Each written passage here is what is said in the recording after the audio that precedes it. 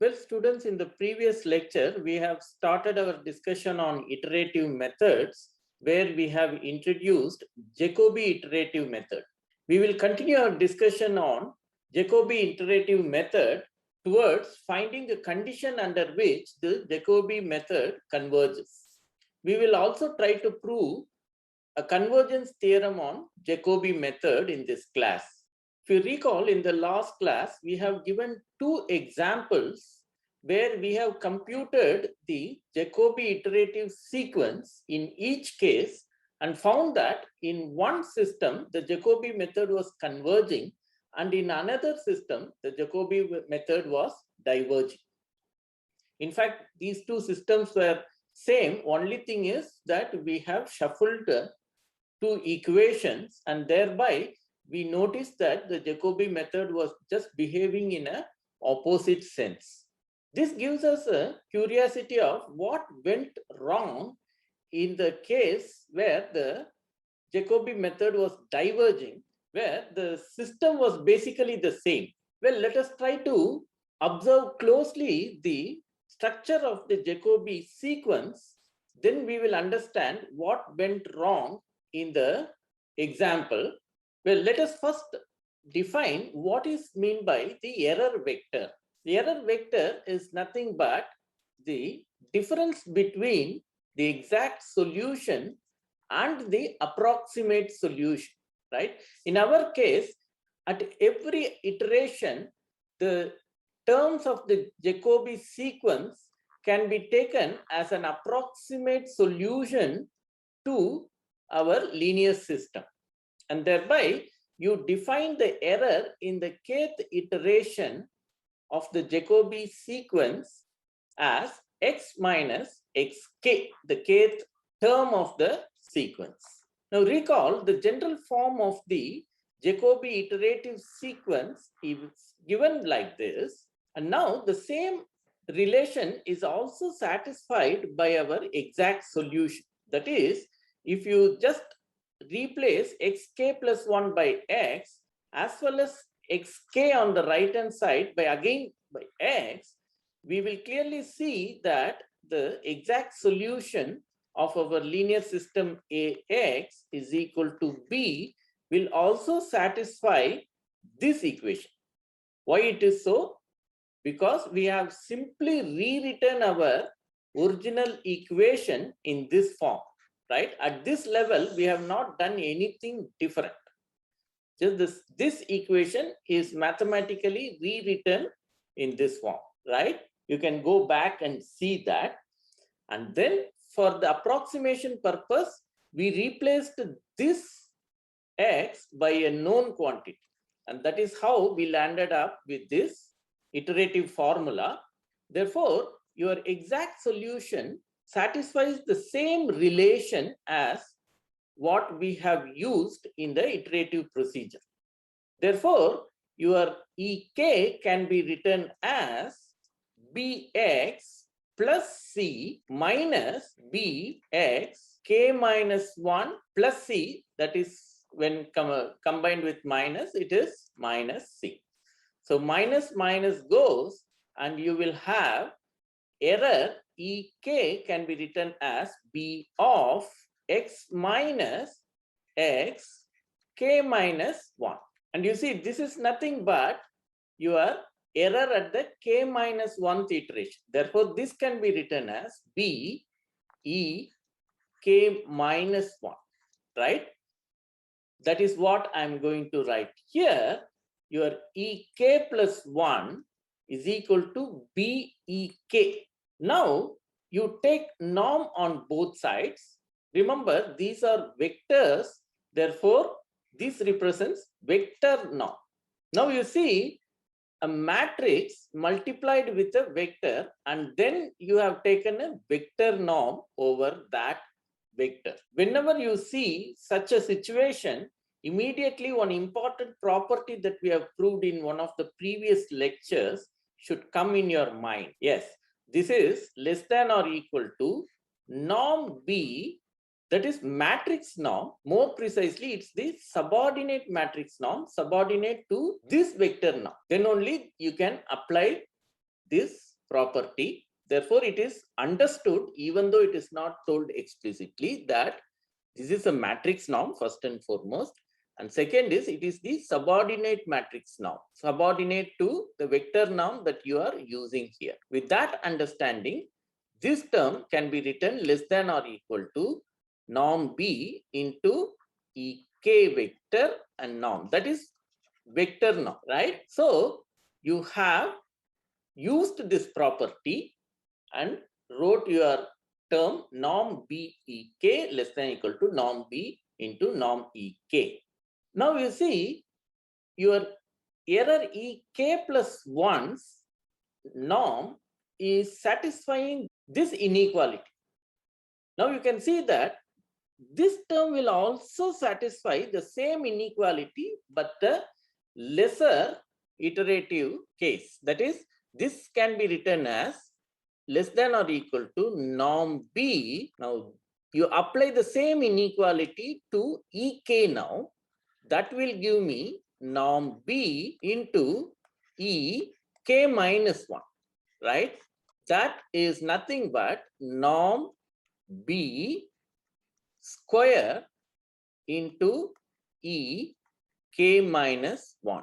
Now again, norm EK minus 1 satisfies the same inequality. Therefore, this can be written as norm B cube times norm EK minus 2. Like that, you keep going. And at one stage, you will get norm B to the power of K plus 1 into norm E naught, right? That's what I'm going to write. You keep on going. That is, you recursively put the same inequality to the right hand side. See, this idea we have already introduced in one of the tutorial sessions, right? This idea will keep coming in our course. Finally, you will end up with this dead end where you have norm B K plus 1 into this. Now, this is a nice term. Why? Because error E naught is something which is coming from your choice. Recall, what is this? This is nothing but the exact solution minus x of 0, right? This x of 0 is something which you chose. Don't choose it as x naught as like infinity, infinity, infinity. You will never choose like that, right? So therefore, this vector is something which is nice. And given that this vector is the exact solution of your linear system, it will also be nice. Therefore, norm E naught, although it is not known because x is not known, but we can make sure that this number is some finite number, provided you have not chosen your x naught like this, right? Otherwise, it is not. But given that you have taken a meaningful x naught for your initial guess, you can make sure whatever may be that x, the exact solution, which we do not know, surely this number is a finite number. And you look at this number. This number is something to the power of k plus 1. So as k tends to infinity, what will happen to this number? There are two things. If b is less than 1, then this number will tend to 0 as k tends to infinity, right? Once this number goes to 0, you can see that this is finite. Therefore, this entire term will go to 0 as k tends to infinity, provided if norm b is less than 1. And since your left hand side is this term, which is surely positive, when the right hand side is shrinking to 0, this guy has to shrink to 0. So that is how you will see that your Jacobi method will be nice. Why? Because the error is tending to 0 as k tending to 0, provided your matrix B, remember this matrix B is obtained from the Jacobi method, right? B is equal to D inverse C. If that matrix B is a nice matrix in the sense that its norm is less than 1. That is, you first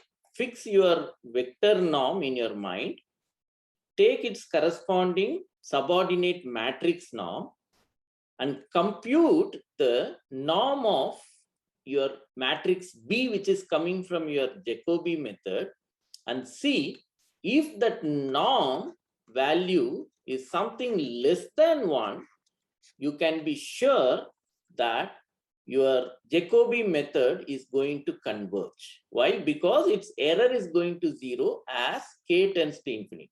Of course, provided you have chosen your initial guess nicely, that is always guaranteed that we will always choose our initial guess nicely. In fact, we will be happy to choose the initial guess as the 0 vector.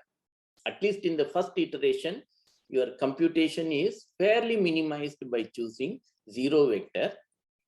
Therefore, we most probably choose 0 vector. In that way, we can surely say that our Jacobi method will converge if norm of B is less than 1, whatever norm that you fix. Again, the question is that when that matrix B in the iterative procedure be such that its norm is less than 1.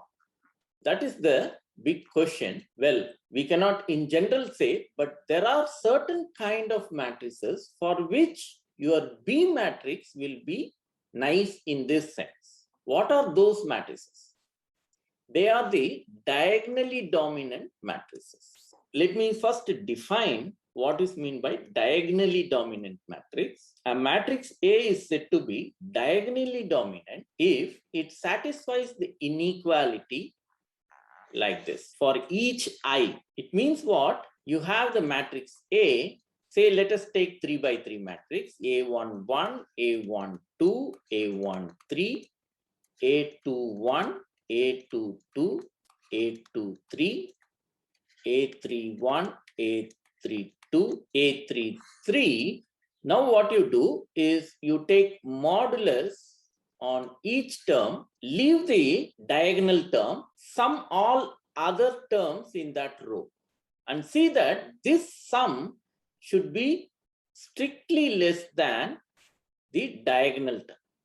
Similarly, in the second, you take modulus on everybody, add this with this, leave the diagonal term, and that sum should be strictly less than the diagonal term. And similarly here, you take modulus, add these two terms, and that should be strictly less than the diagonal term, modulus of the diagonal term.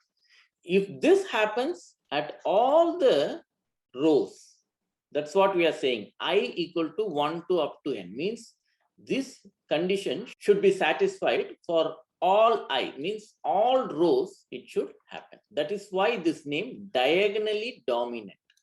See, this is the diagonal element. You are summing all other elements of the row, leaving the diagonal element. J is not equal to I is written, right? And then sum them up. The sum of all the non-diagonal elements should be still less than the absolute value of the diagonal element. So this diagonal element is very large in the absolute value, right? Okay, so how are we going to use this notion of diagonally dominant matrix in our situation to make somebody, that is this B norm, to be less than 1? Well, that is what our convergence theorem on Jacobi method says. Let us state the theorem first. If the coefficient matrix A is diagonally dominant, then the Jacobi method converges. Okay.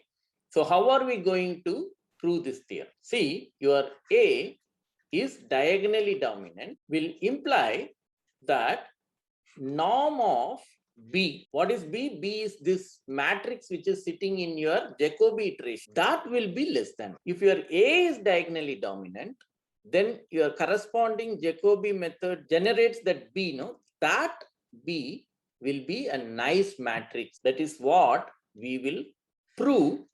Once we prove that this is less than 1, our previous discussion shows that your Jacobi method will surely converge. So that is the idea. Let us give the proof of this theorem in detail.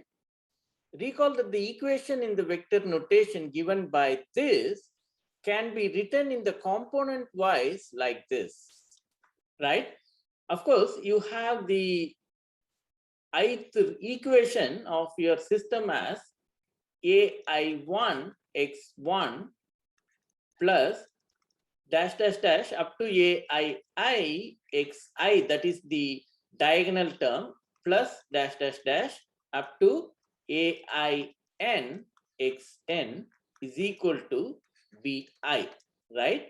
Now what you are doing is you are keeping the diagonal term on the left hand side and pushing all other terms to the right hand side. So that is what you are doing in the Jacobi method. That is what we are writing. Bi minus j equal to 1 to I minus 1. That is this part. And then you leave I. Then take j equal to I plus 1 to n. Right? All that are pushed to the right hand side. That is why this term is there. And then finally, ai is divided on both sides of the equation. That is how you got this term. This is precisely the component wise equation for this one. This is the vector notation. This is component wise notation where I runs from 1 to n. That is, for each equation you are writing. So we have not written anything new. We have just written this Jacobi iterative sequence component wise. That's all. Once you do this, you can see that the same equation is also satisfied by each of the components of the solution vector also. That is, xi can also be written as 1 by aii into bi minus this term, where you have exactly this sum without this k, that's all. Okay. Now, each component of the error ei of k plus 1 is nothing but xi minus xi k plus 1, right? Where xi is given like this, the same expression without k here, and xik plus 1 is precisely given like this. When you subtract them, you get this term. You can check this. So this is the component wise equation for the error. Recall, in the previous slide, we have seen that the error in the vector notation is given by ek plus 1 vector is equal to b times ek, right? That I am writing in the component wise. Each component I am writing, that's all.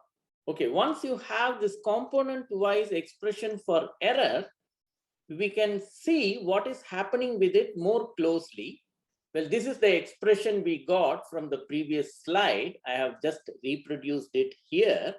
Now what you do is you take modulus on both sides.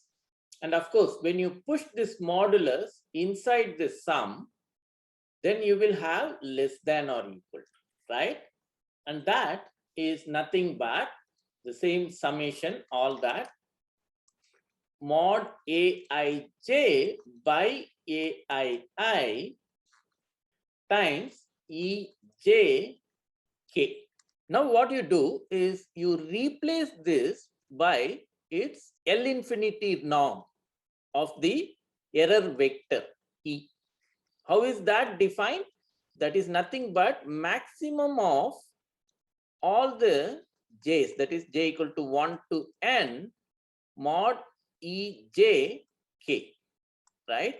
So you are replacing each component of the error vector ek by its maximum.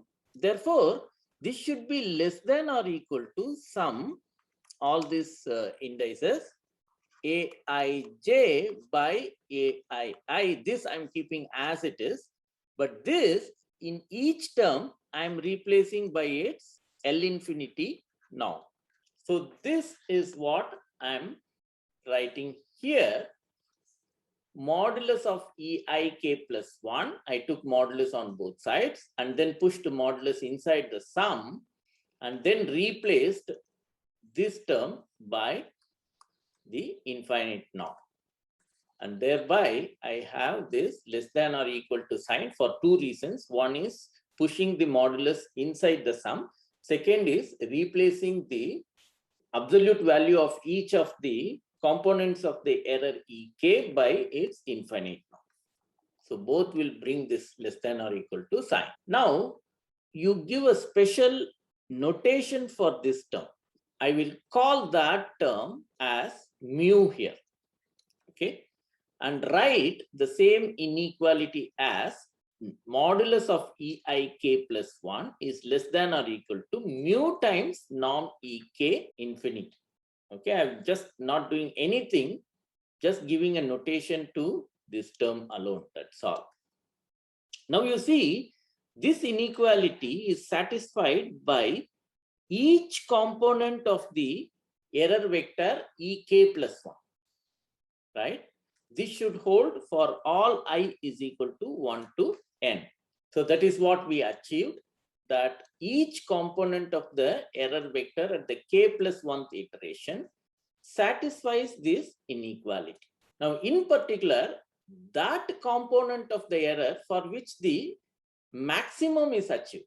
So remember, E vector k plus 1, if I take the L infinity norm, it is nothing but maximum over all the components of E mod EI. Therefore, one among all these components, which is maximum, will be assigned as norm EK plus 1 infinity, right? And this inequality is true for all the components. Therefore, it is also true for that component for which the maximum is achieved. Therefore, I can write this, okay? That is replacing each component by that component at which the maximum is achieved. It may be one among these numbers, okay? And therefore, that will also satisfy the same inequality. So I'm writing like this. See, this is an argument that you have to keep in mind. Okay, if an inequality is satisfied for all I, then it will also satisfy for that I at which the maximum is achieved. That is the argument you use to write this inequality from this inequality. Okay, once you have this, you now go back to our classical idea of recursively applying this inequality to the lower indices in K. That is, the same inequality holds for this. Therefore, this is less than or equal to mu square times E K minus 1 infinity and so on. Again, this is less than or equal to mu cube norm E K minus 2. How long you will go? Well, of course, you will go up to the dead end. Mu K plus 1 norm E naught. Why we go up to E naught to conclude something is because one thing is you are accumulating power here in terms of K. Therefore, when you take K tends to infinity, this number have the scope to go to 0 provided mu is less than 1. And second thing is, this is something which we know that is going to be a finite number. So 0 into any finite number is 0, right? So for that, we have gone to the dead end by recursively applying this inequality. Okay. Now, this is the interesting part. A is diagonally dominant if and only if mu is less than 1. Okay. So how are we concluding that? Remember, in the previous calculation, we got this as norm B, right? Now that norm B is replaced by mu. Why? Because we went component wise. And remember, we have also restricted ourselves to infinite norm. It is only a particular norm. But still, I will make this theorem in a general sense because in finite dimensional space, if you check your calculations with respect to one particular norm, that is enough for us. That is why Although it's a theorem, I am supposed to prove it with a general vector norm, but I just took a particular vector norm and proved it. Now, all that remains is to first observe that A is diagonally dominant if and only if mu is less than 1. Okay, let's go back and see how we have defined mu. We have defined mu like this, right? It means what? We have taken for each I, that is for each row, what we did is we took the sum j equal to 1 to n, but we are leaving one term. What is that? It is the diagonal term. That is why this j not equal to I is there. It means in the sum, we are not including the diagonal term. And then we are taking the sum aij, and then this whole thing we are dividing by mod aii. This is term for one particular row, right? Now you find this number for each I and then take the maximum of all that. That is mu, right?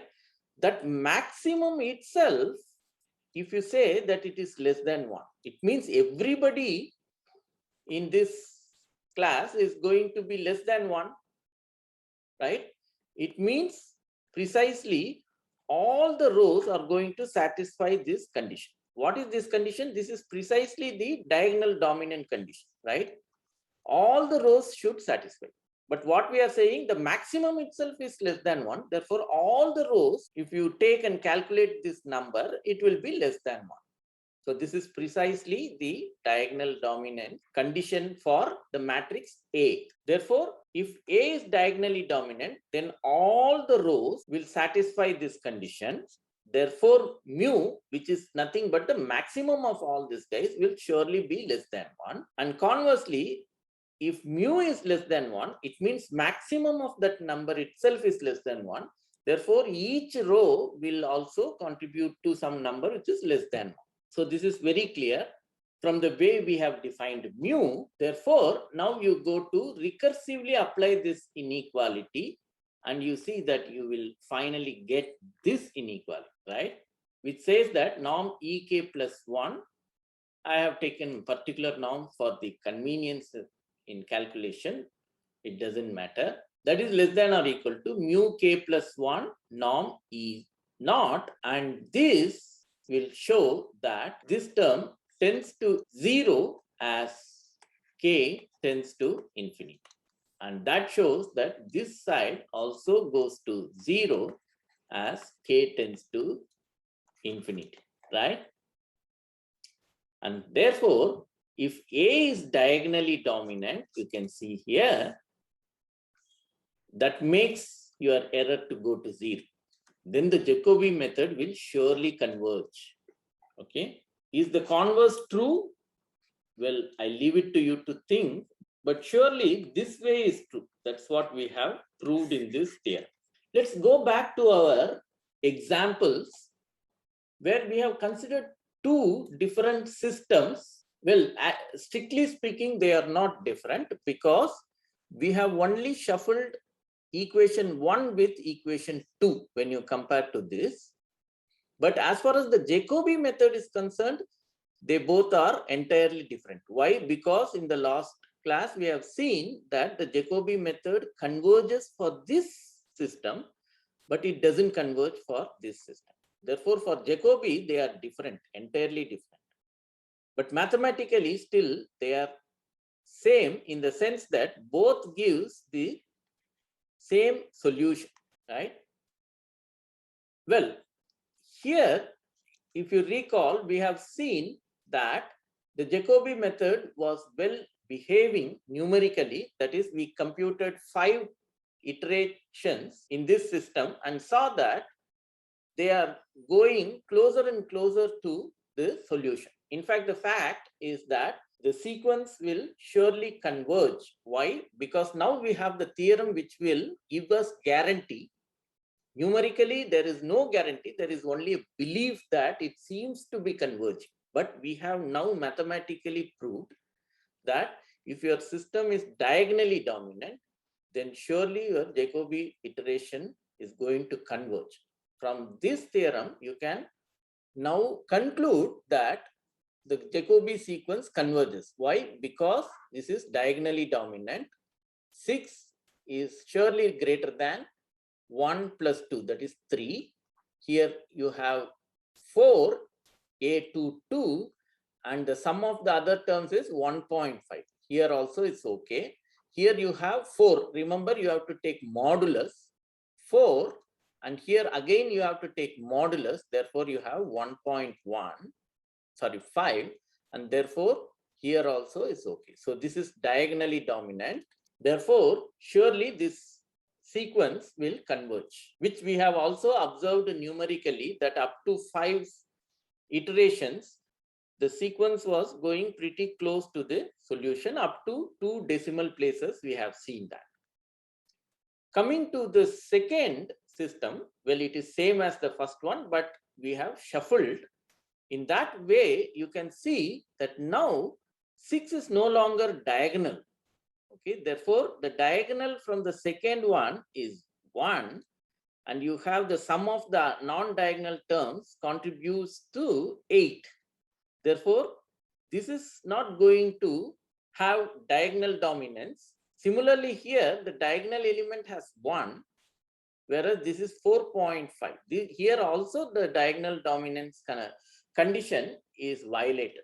Well, if it violates in one equation, that is enough to say that the system is not diagonally dominant. Okay, in this case, it is happening with 2 equations.